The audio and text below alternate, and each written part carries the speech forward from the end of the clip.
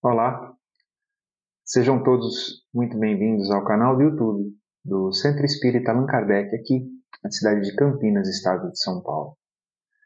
Agora vamos iniciar a nossa preleção. E o que seria a preleção? A preleção é um momento onde nós fazemos uma reflexão acerca dos ensinamentos de Jesus, suas passagens, seus atos, seus gestos, seus exemplos, todos à luz do Evangelho segundo o Espiritismo, da codificação de Allan Kardec.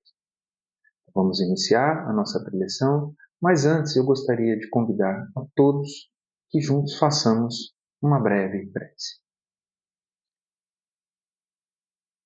Amado Mestre Jesus, somos muito gratos por estarmos aqui reunidos neste momento, para esta finalidade.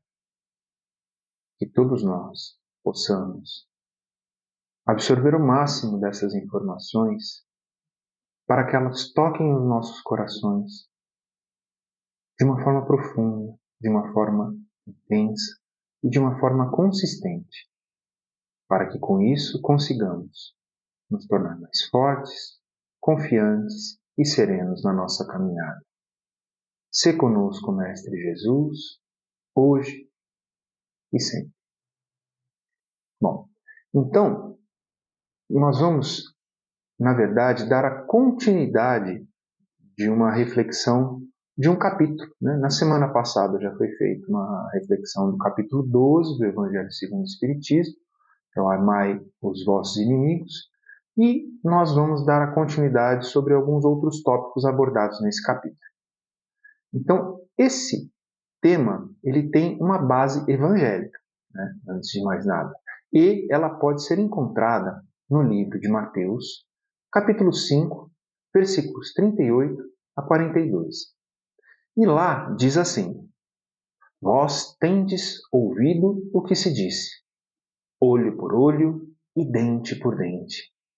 Eu, porém, digo-vos que não resistais ao mal, mas se alguém te ferir tua face direita, oferece-lhe também a outra. E ao que te demandar-te em juízo e tirar-te a túnica, larga-lhe também a capa. E se alguém se obrigar a ir carregado 1000 passos, vai com ele ainda mais outros 2000.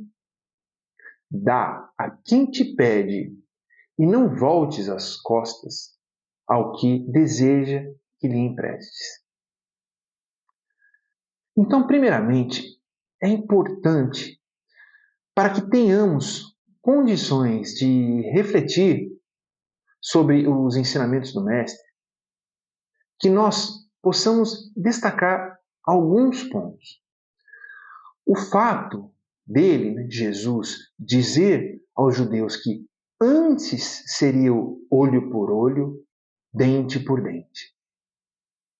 Então, para aqueles que porventura não saibam o que significa esse ensinamento, que vinha lá dos costumes anteriores já àquela época, que eram o quê? Praticados pelos judeus. E nessa época, essa regra estabelecida por Moisés, ela significava que uma punição deveria ser dada ao infrator com o mesmo peso e vigor da infração recebida. Ela existiu no momento onde o povo da época tinha costumes muito duros, muito severos e rudes, uns para com os outros. E teve a sua utilidade. Por quê? Para preparar os costumes da época para o avanço que estaria por vir. E assim aconteceu. Porque veio Jesus, ele veio nos ensinar a brandura como exemplo. A gente pode até pensar assim, bater, dar a outra face. Então, nossa, então quer dizer que se alguém me bater na face, que eu apresente a outra para essa pessoa me bater? Isso estaria correto? Então, muitos de nós A gente tem aprendido ao longo do tempo a importância de preservarmos a nossa honra. Pois bem, então comecemos a nossa reflexão. O que seria a honra? Por acaso seria a condição de termos a nossa figura perante a sociedade em que vivemos bem estabelecida? Então, continuando com essa reflexão, a gente pode iniciar o primeiro ponto. Muitas vezes nós agimos e temos os nossos conceitos baseados no que os outros pensam que devemos ser. Quando pensamos que algo possa estar ferindo a nossa honra, invariavelmente uma frase na sequência aparece que é assim: ai, nossa, o que que os outros vão pensar? Se eu fizer isso, o que que os outros vão pensar? Pois é. Continuando na mesma linha, vamos pegar um exemplo do nosso dia a dia. Então, vamos imaginar uma coisa bem corriqueira, vamos imaginar uma pessoa que nos ofende no trânsito. Então, e nós? Se a gente estiver defendendo a nossa honra, se nós aplicarmos o olho por olho, dente por dente, da época dos judeus, o que a gente faz? A gente vai devolver a ofensa. Então vamos imaginar agora que a outra pessoa não use a mesma métrica, né, a mesma medida de devolver o mal, né, na mesma intensidade. Mas vamos imaginar que essa pessoa revide com uma intensidade maior ainda. Aí nós vamos usar o olho por olho, dente por dente, vamos revidar no mesmo nível. Isso se nós conseguimos manter o revide no mesmo nível. Então o que a gente pode concluir disso, né? A resposta: essa discussão pode chegar a elevados níveis de agressão verbal, dependendo dos ânimos ficarem exaltados de uma tal forma, até alguma agressão pode ocorrer. Então vejamos bem, esta honra que mencionamos, ela é filha do orgulho. E para o orgulho, essa máxima parece uma covardia, porque a pessoa orgulhosa, ela não compreende que há mais coragem em suportar um insulto do que revidar. Aos olhos dos homens, isso pode parecer uma covardia, mas, aos olhos de Deus, é um ato de amor e de sabedoria. Aquele que não revida tem, no seu propósito, uma crença no futuro, onde os atos que ele comete aqui, ou os atos que foram deixados de ser cometidos, sejam eles quais forem, eles têm os seus reflexos e consequências. Então vamos lá, voltando novamente naquela discussão de trânsito. Vamos imaginar agora aquela mesma pessoa que iniciou aquele diálogo de uma forma ríspida, de uma forma mais rude, mais áspera. Ao invés daquele revide, se a pessoa receber puxa vida, me perdoe. Imaginemos nós sendo recebidos por uma voz terna, dizendo: nossa, puxa, eu não vi direito o que eu fiz. Eu peço desculpas e olha, eu vou procurar ter mais atenção da próxima vez. E continuando nesse mesmo cenário, tá? Então, nesse caso a gente viu que estava errado, era uma discussão, a gente viu que estava errado, pediu desculpa. Mas agora, continuando nesse mesmo cenário, agora supondo que nesse exemplo a gente está coberto de razão. A gente tem a razão, a pessoa fez uma barbeiragem, mas saiu de lá ofegante, falando palavras nervosas, e aí ela vem ter essa abordagem menos gentil com a gente.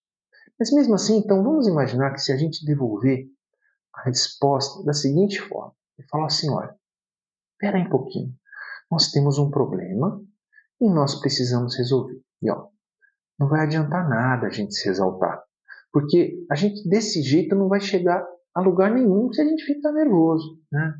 Ó, vamos respirar, vamos conversar com calma, que a gente, conversando, a gente vai chegar a se entender. Não é isso mesmo? Então, isso é o dar a outra face. Esse é um exemplo de devolver com bondade a agressão que o nosso irmão vem a nos trazer. E as bases dessa reflexão, a estrutura do desculpar, de colocar as coisas de uma maneira consciente, terna, né? Essas bases da discussão de trânsito, ela pode ser estendida para todos os campos das relações sociais que nós temos todos os dias. Como, por exemplo, a relação entre os amigos de uma escola, os amigos, colegas de trabalho, na meio da família, entre os vizinhos, onde quer que nós possamos imaginar. E, para complementar também, teve um fato ocorrido que eu acho que certamente ele pode ser muito aplicado como exemplo para esse tema também.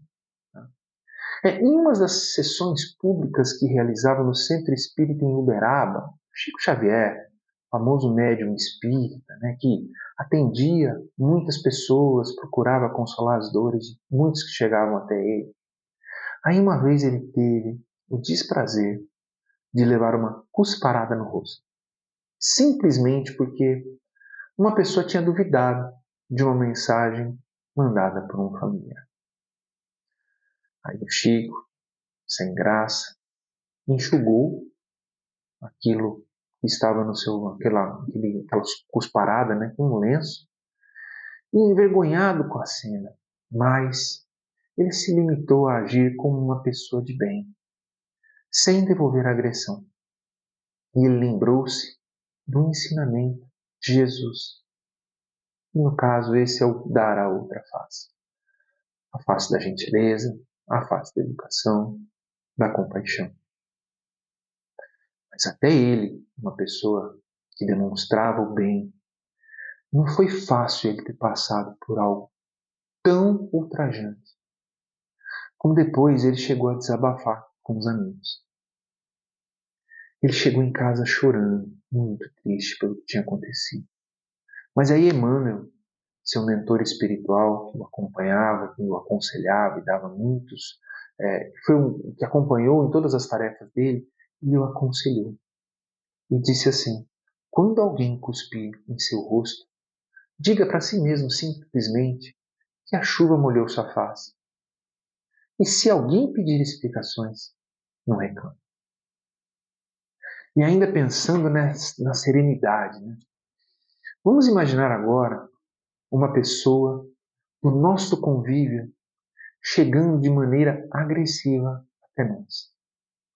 Quem sabe o dia que essa pessoa teve, às vezes com problemas sérios a resolver. E por um descuido, por um deslize, nós fomos a pessoa escolhida para que essa pessoa venha, às vezes, a descarregar vários sentimentos reprimidos que estavam dentro dela. Com isso aqui, não está querendo de maneira nenhuma a gente defender aqueles que se deslizam na sua conduta, né? Mas é uma coisa que acontece no nosso dia a dia. E isso serve para que nós exemplifiquemos assim, que tenhamos nós uma postura que eleve esse descontrole a níveis que pode ficar fora do controle.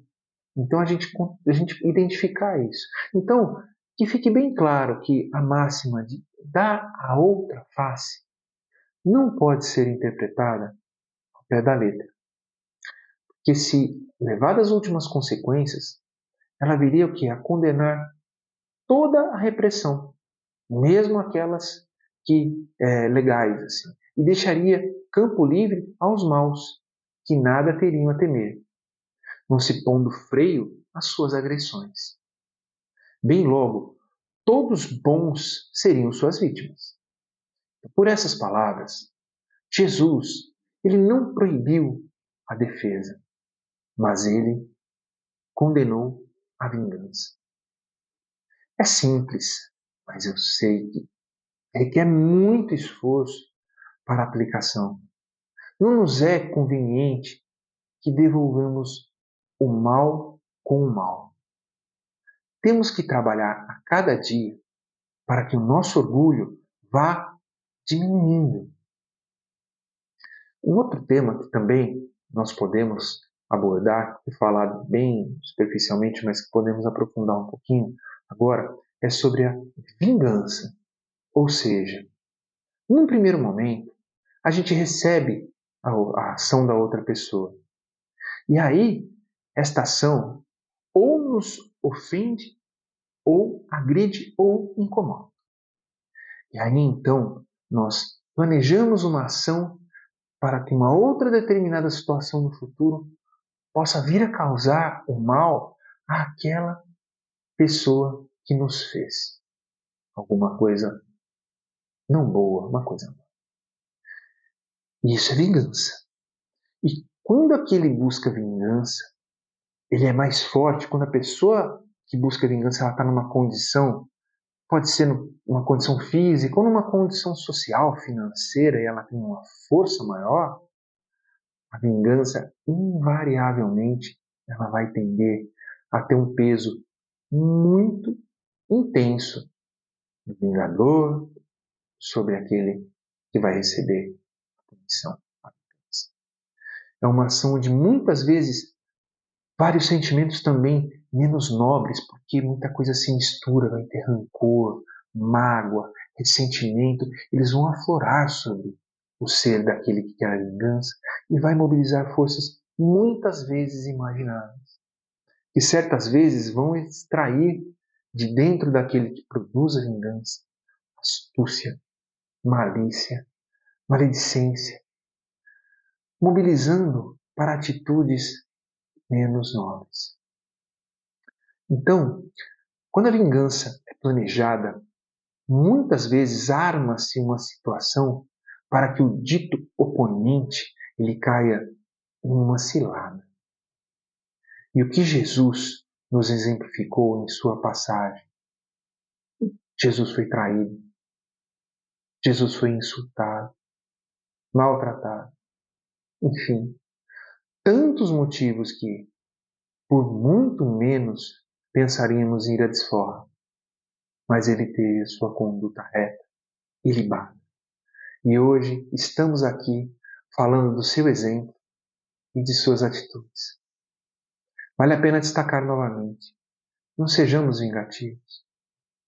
Ser covarde, aos olhos de muitos, requer coragem. Dessa forma, precisamos compreender quão importante é buscarmos o amor dentro dos nossos corações para com todos, inclusive os nossos desafetos. Essa postura, diante dos conflitos, ela nos faz evitarmos problemas maiores. Ela acaba nos trazendo harmonia para que tenhamos um convívio bem mais estruturado com todos os que nos cercam. Ela nos possibilita resgatar de forma positiva as nossas pendências e, o que é principal, ela nos aproxima da paz em nossos corações e da prática cristã de maneira consciente em nossas vidas. Então, que todos nós procuremos nos resignar diante das dificuldades, do nosso orgulho, do nosso egoísmo, e que a gente possa ir melhorando um pouquinho a cada dia, de maneira contínua, através de reflexões e orações a Jesus, de modo que, quando, no futuro, analisarmos o nosso passado, como se, olhando para trás e enxergássemos nossa vida, consigamos perceber o quanto nos tornamos mais tolerantes, o quanto conseguimos perdoar com mais facilidade e, provavelmente, também vamos ter a capacidade de nos magoar menos, porque com isso nós vamos conseguir enxergar os problemas de uma forma diferente. E aí, a gente não vai tornar aqueles problemas que no momento foram tão grandes, eles vão começar a se tornar menos relevantes nas nossas vidas. Vamos também sempre nos lembrar dos ensinamentos de Jesus. Ele é o maior exemplo que nós temos a seguir. E se nós procurarmos segui-lo através do seu agir, do seu sentir, lembrando quanto ele foi um exemplo de resignação. Lembramos também de retribuir o mal com o bem. Aprender com cada situação difícil que ela nos aparece, que vem no nosso dia a dia, e a gente conseguir, com muito esforço, tratar essas dificuldades como oportunidades para a gente tirar o melhor dela, para a gente seguir mais forte no passo seguinte. Deus, nosso Pai, eles querem o nosso bem sempre. Então, que nós possamos refletir sobre o que foi falado nesta noite, para que todos nós consigamos obter o máximo de proveito das consequências e após colocarmos em prática em nossas vidas, em nossos corações. E por fim, eu gostaria de falar um trecho de Joana de Ângeles, em uma reunião mediúnica que ocorreu lá na Casa do Caminho, né, através do médium Divaldo Pereira Franco. E ele nos endereçou uma mensagem onde eu gostaria de destacar um trecho dela. E diz assim: uma faísca, um raio que atinge um depósito de combustível e logo se apresentará a destruição. Controla-os na corrente das tuas reflexões, gerando a disciplina da contenção da sua carga poderosa de energia, canalizando-a para os labores enobrecidos que te enxornam a luta, as conquistas já logradas que te honorificam. A outra face encontra-se coberta por camadas de experiências desastrosas. Retira esse lixo mental e permite que se apresente irisada de sol espiritual a outra face, para que o amor real seja a marca do teu comportamento em qualquer circunstância ou ocorrência difícil. Que Jesus esteja com todos nós sempre. Concluímos a preleção desta noite, reflexões foram colocadas, que todos nós possamos levá-las dentro dos nossos corações e fortalecer a nossa caminhada. E aproveitamos ao término de cada preleção e fazemos uma vibração.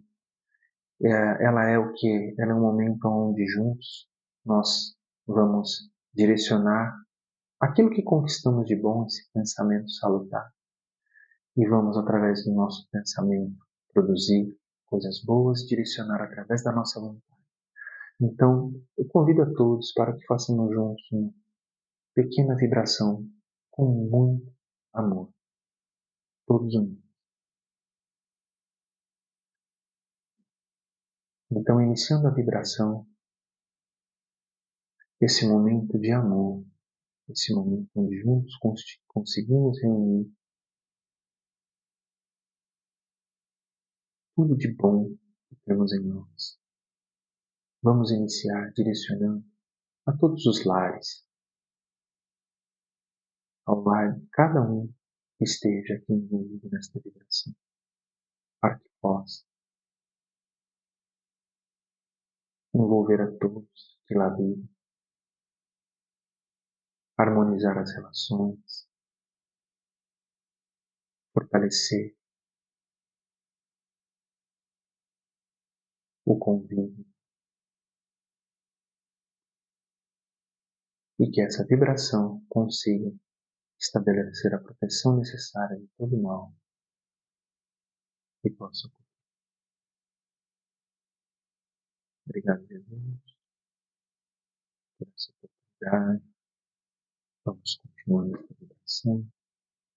Agora, cada um mentalizando alguma pessoa em especial que necessite receber algo de bom, uma vibração salutar, que esteja passando por algum problema, de qual ordem for, pode ser ordem física, social, alguma solidão, alguma decepção, que ela possa receber aquilo que necessita para a sua vida. Obrigado, amigos, espiritualidade, pelo suporte. E finalizando, vamos vibrar por todos aqueles que estão desamparados, de qual ordem for, nas ruas, com perdas importantes, sem caminho, sem rumo. Então, que nós possamos, nessa nossa humilde vibração, dedicar a todos para que recebam a luz de Jesus, que ilumine seus caminhos, para que encontrem o seu propósito repleto de amor e serenidade.